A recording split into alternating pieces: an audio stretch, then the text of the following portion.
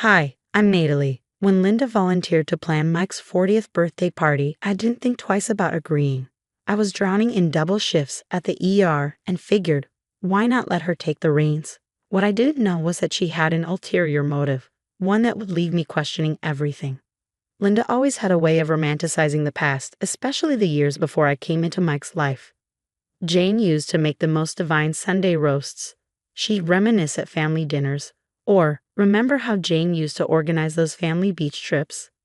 Jane, Mike's ex-wife, was the high school sweetheart Linda had adored for decades.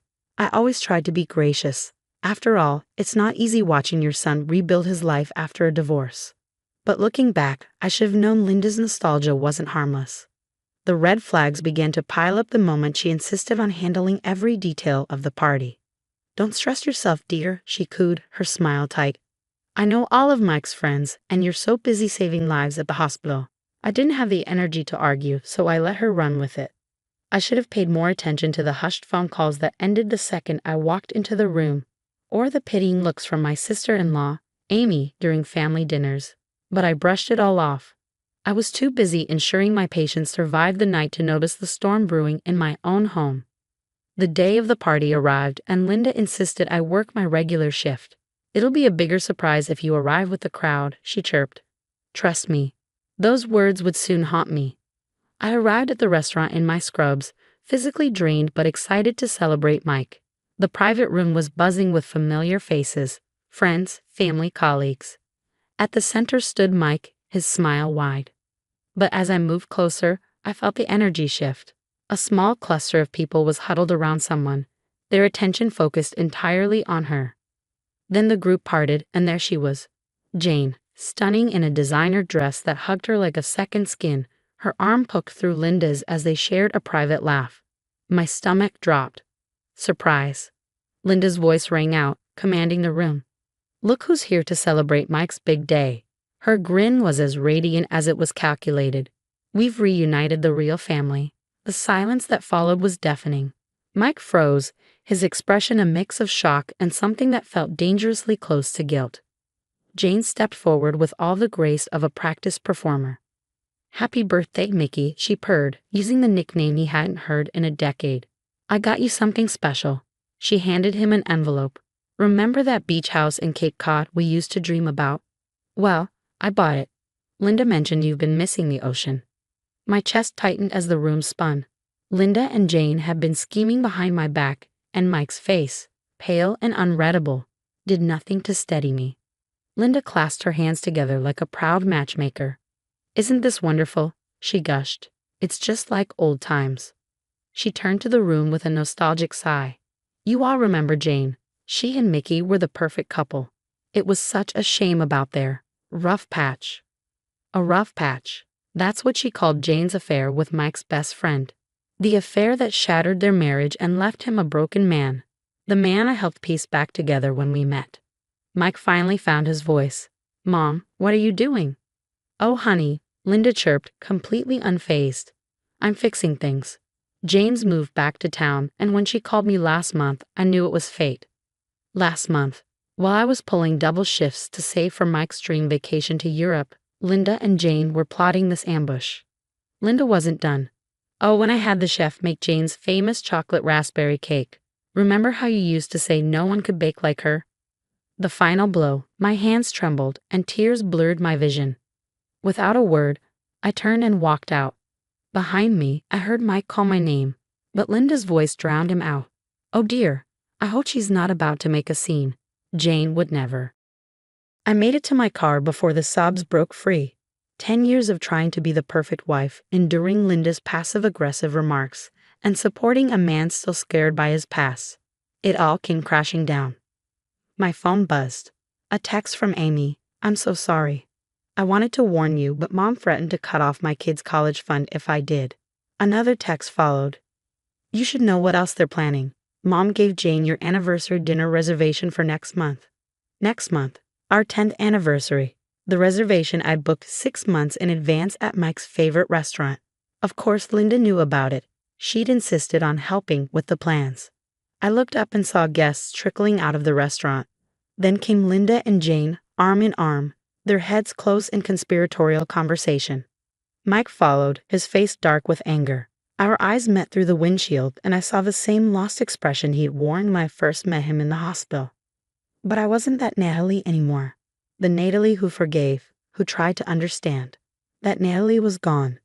I started the car and pulled away, Linda's words echoing in my mind. Reunite the real family. Well, they were about to find out what happens when you push the fake family too far. I had receipts for every lie, every manipulation, every insult Linda had ever thrown my way. And now, thanks to Amy, I had their future plans too. They wanted a spectacle. I'd give them one they'd never forget. But first, I had a call to make.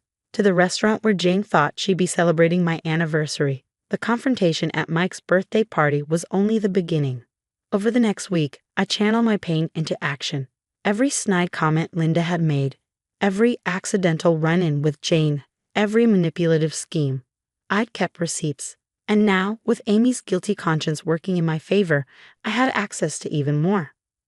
Once Natalie's out of the picture, one text from Linda read, "Everything can go back to normal. Jane's already house hunting in our neighborhood." House hunting. In my neighborhood. I took a week off work, claiming exhaustion. Mike's voicemails piled up, his tone shifting from regretful to frantic. "Please come home," he pleaded. "I didn't know about Jane. Mom's gone too far." Gone too far. Linda had crossed that line years ago.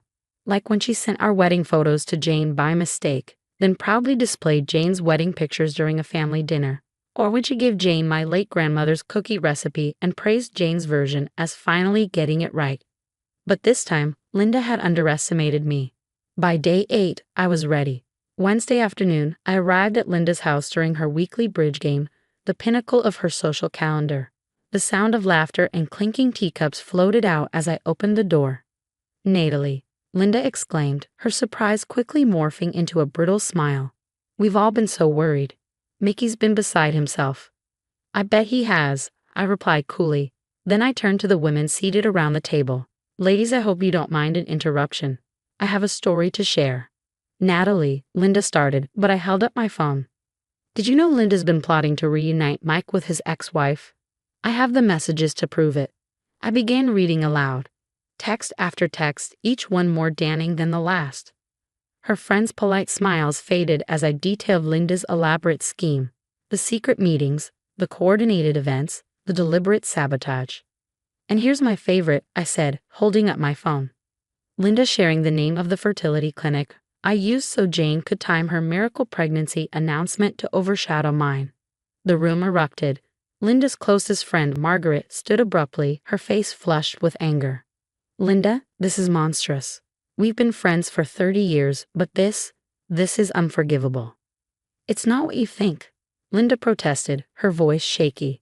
"I was just trying to help Mickey. Natalie's not right for him. She works too much. She's not part of our circle."